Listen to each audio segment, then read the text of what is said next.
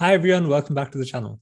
So you may have seen headlines like this where it says that Bill Ackman's Pershing Square drops deal to buy 10% of Universal Music Group.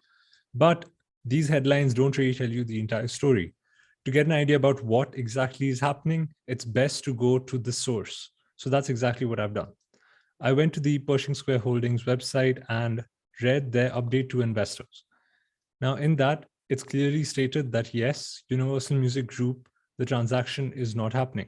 It's also stated that they have assigned the share purchase agreement to Pershing Square Holdings, which is the fund behind Pershing Square Tontine Holdings, right?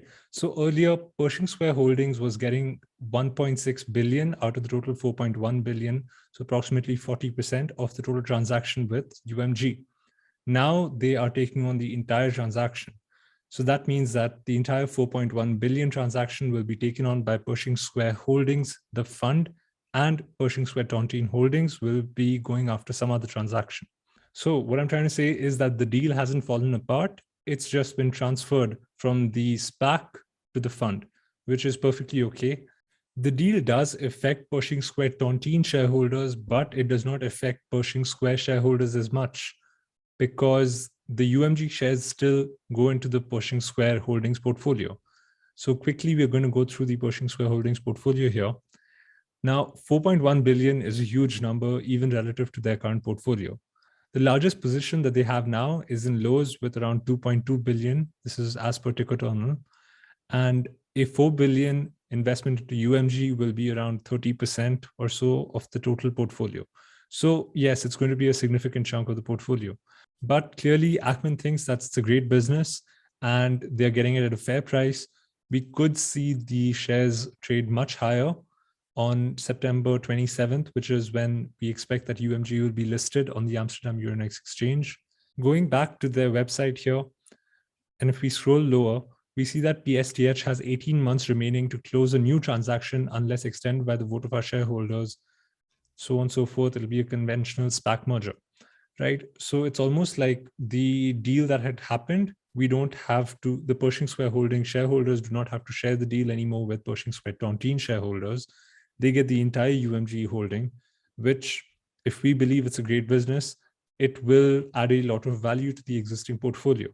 It'll be interesting to see what Ackman decides to switch out to include UMG because he has to raise the 4 billion. That means that he'll probably have to sell out of the other holdings that he has. I'm not sure what he would sell out of. That'll be interesting once the 13F comes up.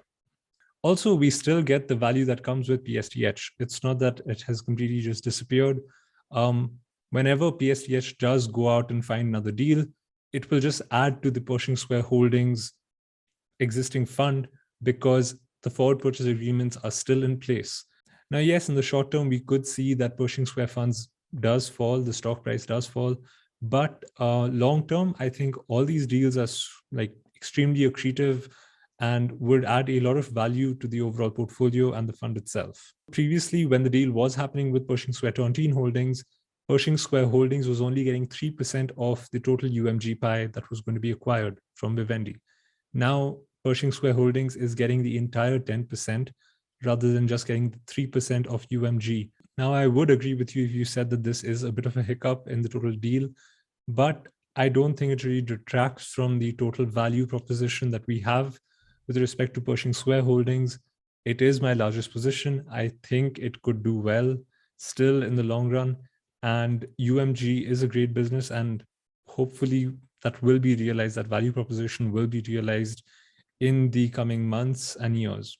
There really isn't much to complain about because we were earlier getting 3% of the total business. Now we're getting 10%. So as a Pershing Square shareholder, I'm perfectly fine that this deal has changed and the entire UMG transaction has come to Pershing Square Holdings, and Pershing Square Tontine Holdings can go and find some other way to create value for the holders of Pershing Square Tontine Holdings. And I still think that they will be able to get another SPAC merger done. Let's see what happens. I have no idea. It would be great if we can have Bill Ackman come on CNBC and explain what's happening in a little more detail. And there's a lot of complexity that's happening with this entire structure. Yeah, it'll be great if he can kind of simplify it and explain where he views the future of this entire SPAC and Spark, and how that everything will just materialize. Let me know your thoughts about what's happening with this deal. If you're a shareholder of either PSH or PSTH, it is a story that is going to keep updating. So I will keep sharing these small updates whenever we find any new information about this entire deal. So yeah, let me know in the comments below, what do you think? And yeah, let's see how this entire deal unfolds. Take care.